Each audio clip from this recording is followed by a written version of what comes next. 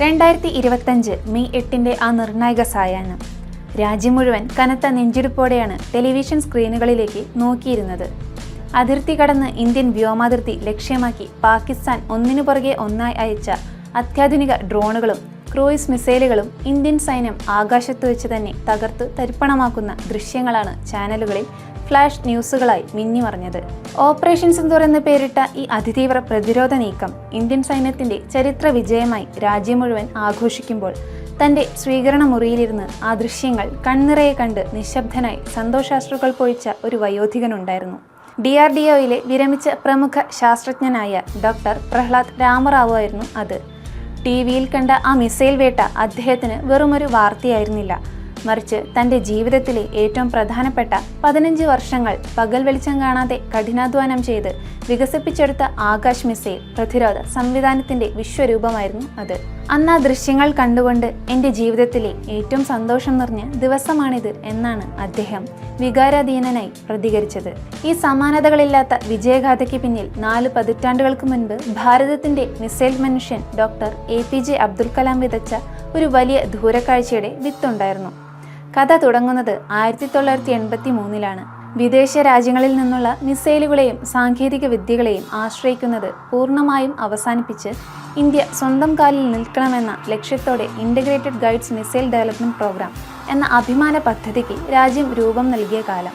അന്നത്തെ പ്രശസ്തനായ യുവശാസ്ത്രജ്ഞൻ ഡോക്ടർ APJ അബ്ദുൽ കലാമിനായിരുന്നു ഈ ബൃഹത്തായ പദ്ധതിയുടെ പൂർണ്ണ ചുമതല. ഈ പദ്ധതിക്ക് കീഴിൽ വിഭാവനം ചെയ്ത് 5 പ്രധാന മിസൈൽ പ്രൊജക്റ്റുകളിൽ ഏറ്റവും സങ്കീർണമായ ഒന്നായിരുന്നു ശത്രു വിമാനങ്ങളെയും വായുവിലൂടെ എത്തുന്ന മറ്റ് അത്യാധുനിക ഭീഷണികളെയും അന്തരീക്ഷത്തിൽ വെച്ച് തന്നെ തകർക്കാൻ ശേഷിയുള്ള ഉപരിതല വ്യോമ മിസൈൽ സംവിധാനമായ ആകാശ്. അക്കാലത്ത് ഇന്ത്യക്ക് ഒട്ടും പരിചയമില്ലാത്ത ആഗോള പ്രതിരോധ ശാസ്ത്ര ലോകം പോലും ഇന്ത്യയെക്കൊണ്ട് സാധിക്കില്ലെന്ന് വിധിയെഴുതിയ ആ അസാധ്യ ദൗത്യം കലാം തോളിൽ തട്ടി വിശ്വസിച്ചേൽപ്പിച്ചത് യുവാവായ ഡോക്ടർ പ്രഹ്ലാദ് രാമറാവുവിനെയായിരുന്നു. വെറുമൊരു യാദൃശ്ചികതയായിരുന്നില്ല കലാമിന് പ്രഹ്ലാദിന്മേലുണ്ടായിരുന്ന ആ വിശ്വാസം. ബാംഗ്ലൂരിലെ ഇന്ത്യൻ ഇൻസ്റ്റിറ്റ്യൂട്ട് ഓഫ് സയൻസിൽ നിന്നും റോക്കറ്റ് സാങ്കേതിക വിദ്യയിലും എയറോനോട്ടിക്കൽ എഞ്ചിനീയറിംഗിലും ഉന്നത പഠനവും ഗവേഷണവും പൂർത്തിയാക്കിയ പ്രഹ്ലാദിന്റെ പ്രതിഭയെ കലാം നേരത്തെ തിരിച്ചറിഞ്ഞിരുന്നു. തുടർന്ന് ഇന്ത്യൻ ബഹിരാകാശ ഗവേഷണ കേന്ദ്രമായ ISROയിൽ വെച്ചാണ് ഇരുവരും തമ്മിലുള്ള ഗുരുശിഷ്യ ബന്ധം ദൃഢമാക്കുന്നത്. SLV-3 പ്രൊജക്റ്റിൽ കലാമിനൊപ്പം ISROയിൽ പ്രവർത്തിച്ച പ്രഹ്ലാദ് റോക്കറ്റുകളുടെ നിയന്ത്രണ സംവിധാനങ്ങളിലും പ്രൊപ്പൽഷൻ സാങ്കേതിക വിദ്യയിലും വിപ്ലവകരമായ ഗവേഷണങ്ങളാണ് നടത്തിയത്. ISROയിലെ ഈ അനുഭവ സമ്പത്താണ് പിൽക്കാലത്ത് പ്രതിരോധ ഗവേഷണ രംഗത്ത് പ്രഹ്ലാദിനെ കൊണ്ടുവരാൻ കലാമിനെ പ്രേരിപ്പിച്ചത്.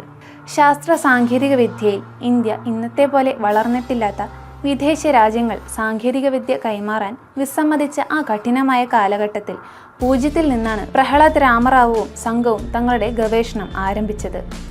നിരവധി പരാജയങ്ങളും കഠിനാധ്വാനത്തിൻ്റെ നാളുകളും ഉറക്കമില്ലാത്ത രാത്രികളും താണ്ടി 15 വർഷത്തോളം നീണ്ട അശ്രാന്ത പരിശ്രമത്തിനൊടുവിലാണ് ആകാശ് എന്ന തദ്ദേശീയ മിസൈൽ സംവിധാനം അവർ യാഥാർത്ഥ്യമാക്കിയത്. ഒരേ സമയം ഒന്നിലധികം ലക്ഷ്യങ്ങളെ കൃത്യമായി നിരീക്ഷിച്ച് തകർക്കാൻ ശേഷിയുള്ള ആകാശ് ഇന്ന് ലോകത്തിലെ തന്നെ ഏറ്റവും മികച്ച മിസൈൽ പ്രതിരോധ സംവിധാനങ്ങളിലൊന്നാണ്.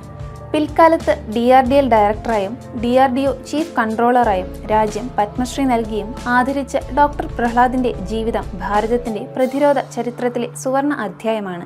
അന്ന് അബ്ദുൽ കലാം എന്ന ആചാര്യൻ കാണിച്ച ദൂരക്കാഴ്ചയും തൻ്റെ പ്രിയ ശിഷ്യനിൽ അർപ്പിച്ച വിശ്വാസവും പതിറ്റാണ്ടുകൾക്കിപ്പുറം ഒരു യുദ്ധസമാന സാഹചര്യത്തിൽ ഇന്ത്യയുടെ കോടിക്കണക്കിന് വരുന്ന ജനങ്ങളുടെ ജീവന് കാവലായി മാറി.